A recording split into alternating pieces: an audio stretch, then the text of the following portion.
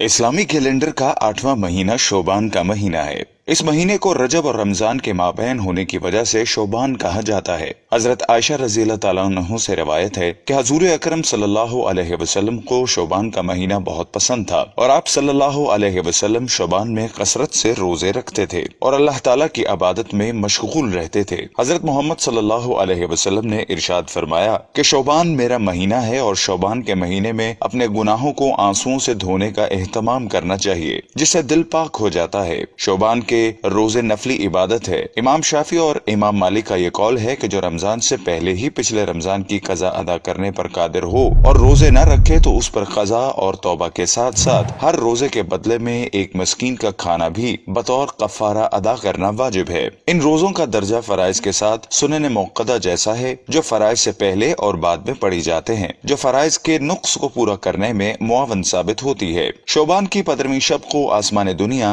यानी नीचे वाले आसमान पर नाजिल होती है और अल्लाह ताला बनु कलब कबीले की बकरियों के बालों से भी ज्यादा तादाद में लोगों की बख्शिश फरमाते हैं। हजरत अबू बकर सिद्दीक रज़ी अल्लाह ताला अन्हु से सुनन इब्ने माजा से रिवायत है कि रसूलुल्लाह सल्लल्लाहु अलैहि वसल्लम ने इरशाद फरमाया, अल्लाह ताला शोबान की 15वीं शब को तजल्ली फरमाता है और तमाम मखलूकात को बख्श देता है सिवाय मुशरिक, कीना परवर, चुगलखोर, वालिदैन का नाफरमान, शराबी, सूदखोर, जानी, जादूगर, कातिल, नजूमी। फरमान नबवी है कि बख्शिश से महरूम इन लोगों पर अल्लाह ताला शोबान की 15वीं शब को नजर भी नहीं फरमाता जब तक वो सच्ची तौबा न कर लें। इस रात को आइंदा साल भर के फैसले फरिश्तों के सुपुर्द कर दिए जाते हैं। इरशाद बारी ताला है कि इस रात हर हिकमत वाले काम का फैसला कर दिया जाता है। हजरत आयशा रज़ी अल्लाह ताला अन्हु से मरवी है कि हजूर अकरम सल्लल्लाहु अलैहि वसल्लम ने इरशाद फरमाया कि इस रात, इस साल जिस बच्चे ने पैदा होना और जिसने वफात पानी है लिख दिया जाता है और इस साल भर के अमाल उठा दिए जाते हैं और अल्लाह ताला के हजूर पेश किए जाते हैं और साल भर का रिज्क नाजिल किया जाता है।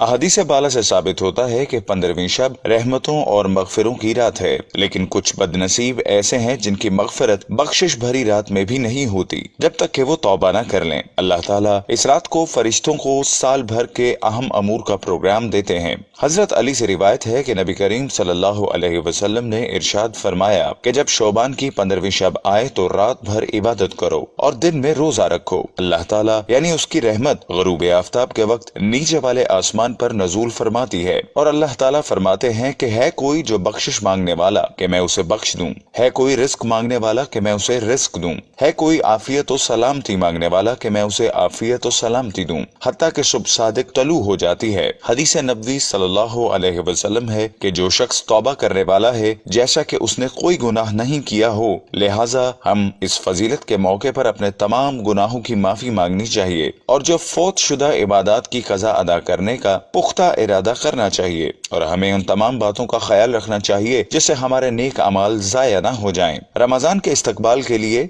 शोबान से ही तैयारी करनी चाहिए। शोबान में कसरत से रोजे रखें। अल्लाह ताला हमें अपने गुनाहों से सच्ची और पक्की तौबा करने की तौफीक अता फरमाए, आमीन। हजरत उसामा बिन ज़ैद रज़ी अल्लाह ताला अन्हुमा फरमाते हैं, मैंने अर्ज किया, ए अल्लाह के रसूल, मैंने आपको शोबान के महीने से ज्यादा किसी महीने में नफली रोजे रखते हुए नहीं देखा। आप सल्लल्लाहु अलैहि वसल्लम ने इरशाद फरमाया, ये माह शोबान रजब और रमजान की दरमियानी महीना है जिससे लोग गाफिल होते हैं, जबकि इस महीने में लोगों के अमाल अल्लाह रब्बुल आलमीन के सामने पेश होते हैं। मैं ये पसंद करता हूँ कि जब मेरे अमाल अल्लाह के हजूर पेश हों तो मैं रोजे से हूँ।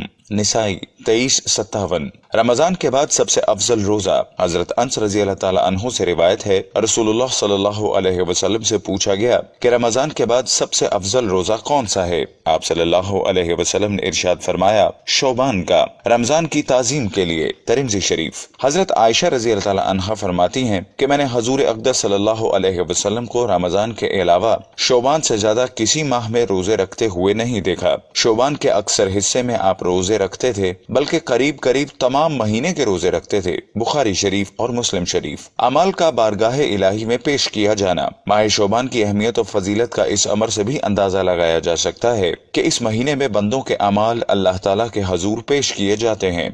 حضرت اسامہ بن زید رضی اللہ عنہما نے بیان کیا کہ میں نے حضور اکرم صلی اللہ علیہ وسلم کی خدمت اقدس میں عرض کیا، یا رسول اللہ، آپ کو سب مہینوں سے زیادہ شعبان المعظم کے مہینے میں روزے رکھتے دیکھتا ہوں، اس کی کیا وجہ ہے؟ آپ صلی اللہ علیہ وسلم نے فرمایا، یہ وہ مہینہ ہے جس سے لوگ غافل اور سست ہیں۔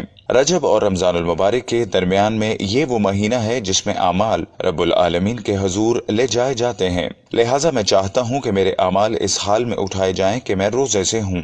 اس حدیث مبارکہ میں خود حضور نبی کریم صلی اللہ علیہ وسلم نے اس ماہ کی فضیلت کا ایک راز یہ بیان کیا ہے کہ شعبان میں ہمارے اعمال اللہ تعالیٰ کی بارگاہ میں پیش کیے جاتے ہیں۔ جو شخص اس مہینے میں جتنے زیادہ اعمال صالحہ بجا لاتا ہے، زیادہ عبادات کرتا ہے، روزے رکھتا ہے، صدقات و خیرات کرتا ہے، اسے اتنی ہی اللہ تعالیٰ کی رحمت و مغفرت نصیب ہوتی ہے اور اسی قدر بارگاہ الہی سے قرب و مقبولیت نصیب ہوتی ہے۔ نسائی۔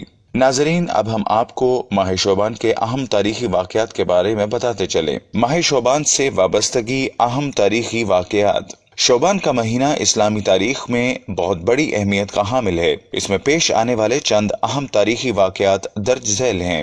شعبان سن 2 ہجری میں کعبۃ اللہ مسلمانوں کا قبلہ قرار پایا۔ اس سے قبل بیت المقدس مسلمانوں کا قبلہ اول تھا۔ شعبان سن 2 ہجری میں ہی رمضان المبارک کے روزے فرض ہوئے۔ شعبان سن 4 ہجری میں سیدنا حضرت حسین رضی اللہ تعالیٰ عنہ کی ولادت باسعادت ہوئی۔ شعبان سن 5 ہجری میں غزوہ بنی المصطلق پیش آیا۔ شعبان سن 6 ہجری میں سریا دومتل جندل وقوع پذیر ہوا۔